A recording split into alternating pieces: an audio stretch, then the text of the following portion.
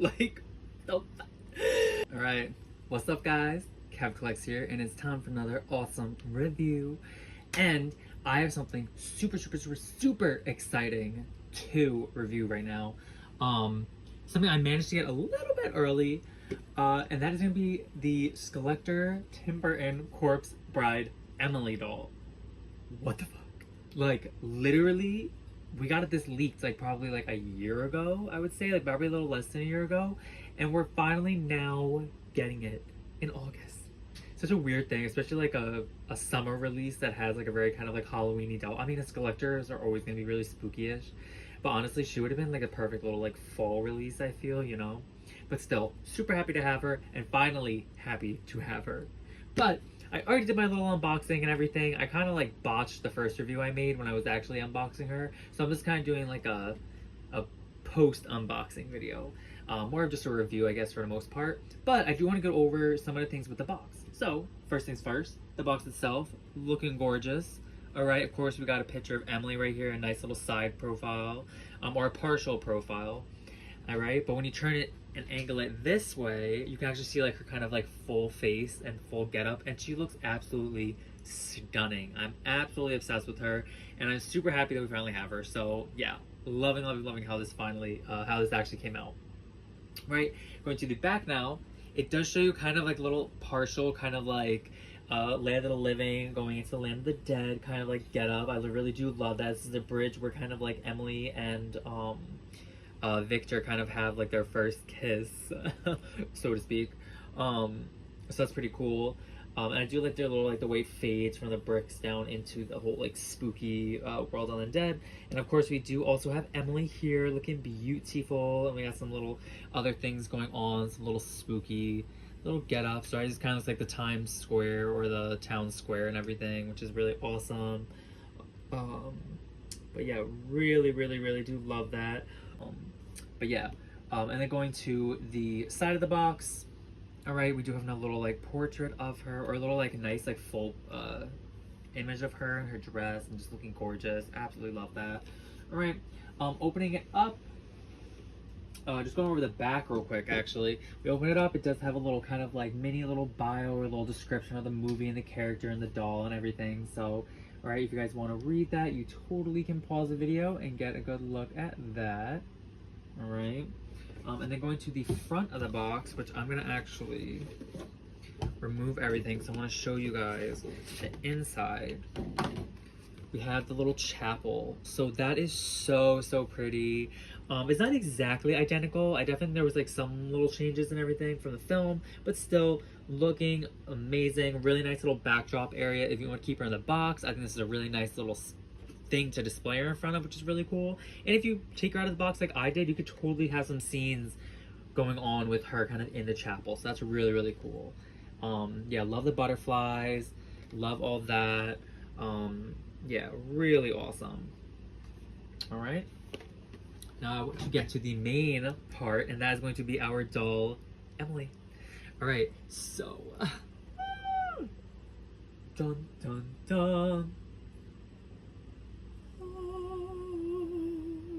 Like, so, I am obsessed with her. I'm literally obsessed with her. Like, you guys, I'm not even kidding. I've had her unboxed like probably for like a week now, I'd say, and I look at her like she's like a statue of like a goddess in my room. Like, she's such an eye-catching piece, and I don't know what to say. This is literally my favorite Skullector doll, and I really don't think a doll's gonna be able to top this for a minute. I can't really think of anything on top of my head that could potentially like be so interesting and so me that it would like top this, but like this is like the epitome of my collection right here. So very happy to have her. All right, but let's get into some of the details, okay? And first off, we're gonna start with her face.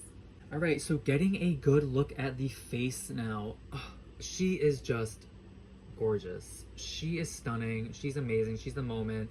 I don't even know what else to say, but I am obsessed with this face. I think they captured her really nice, especially for a Skullector version of the character. You know, she has that very worried look on her face, that really like just graceful, beautiful, just sad and like melancholic, just just, I don't know, just stunningness to her.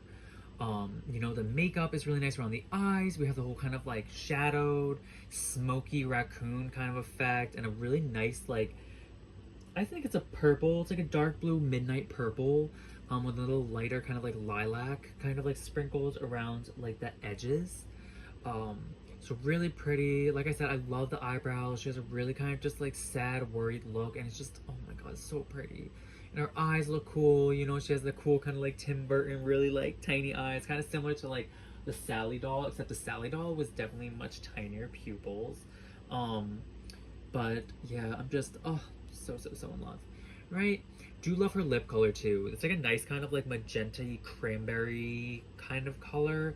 A really nice kind of like deep pink, and it's really pretty. It has a really nice contrast to like the blue, without standing out too much and making it look too like stark. Like it's a very, it's a shade that, yeah, it's a shade that very complements this kind of color palette they got going on.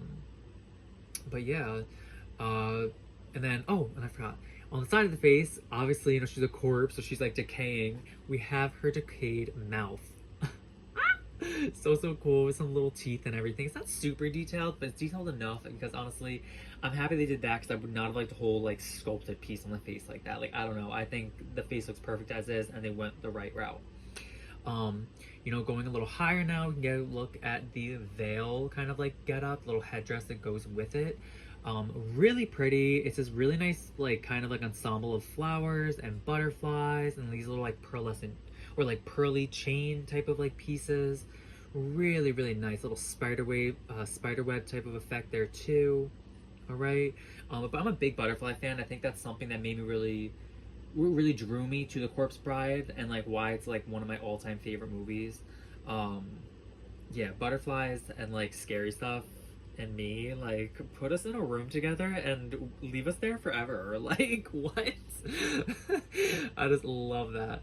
And actually the veil, to really help kind of keep it down and keep it less kind of like scattered and stuff, it did kind of like, the headdress does extend a little bit into this like cage that goes over the top of her head, and it is T-tied in there, so I would not recommend removing it, because I definitely feel like it is a piece that will literally just fall right off.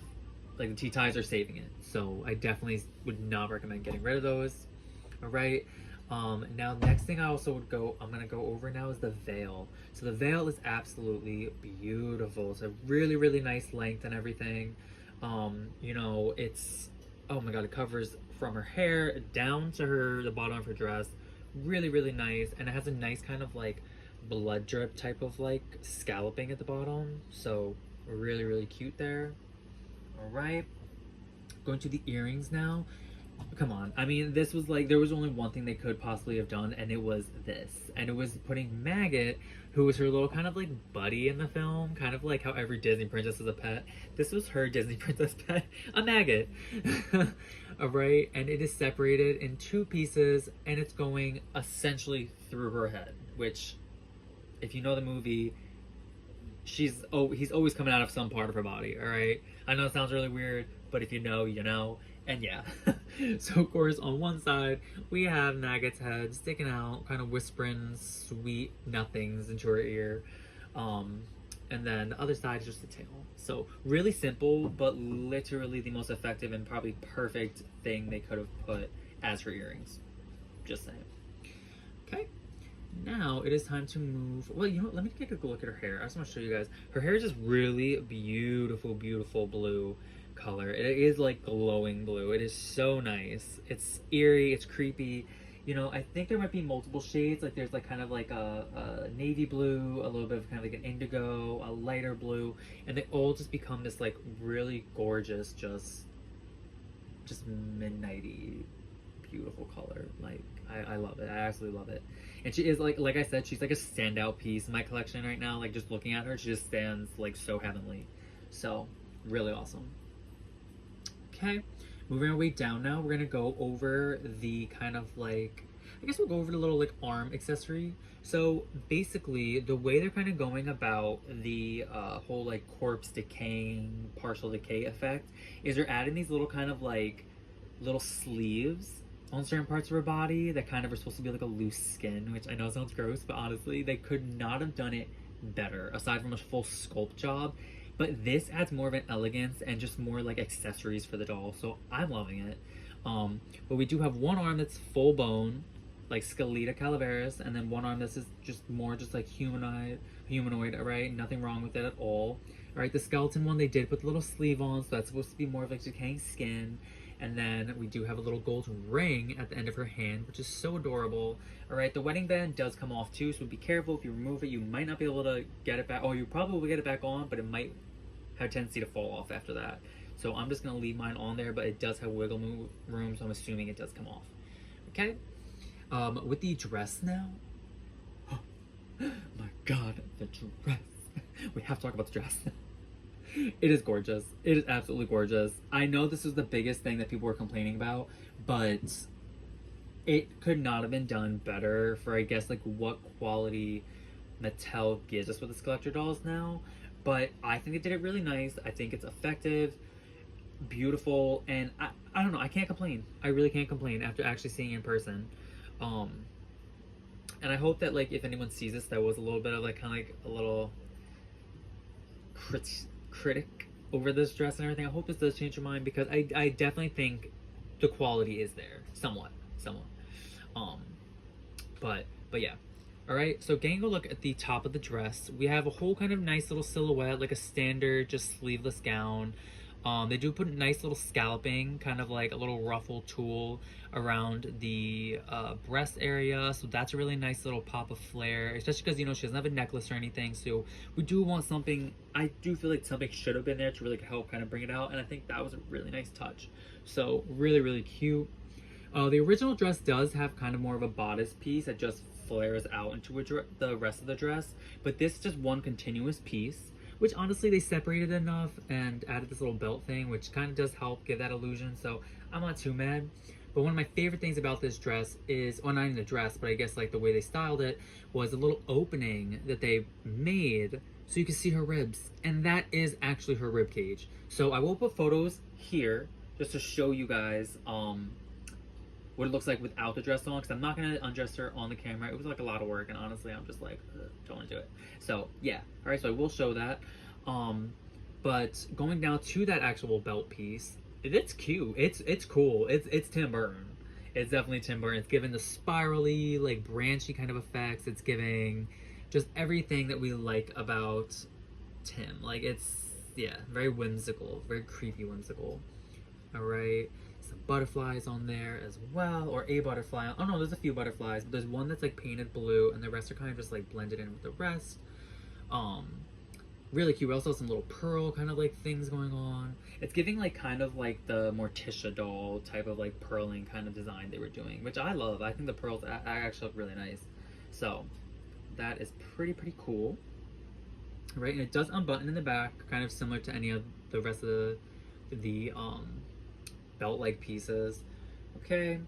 I do love this slit they left, because if there was one thing that Miss Thang was serving in that movie, it was body and legs. And honestly, like, every time she was walking in it, I was just like, okay, Miss Thang. Like, you know, Tim Burton was just like, girl needs to be serving. You know, she needs to be serving. She's the Disney princess of the Tim Burton world right here. So, really cute there.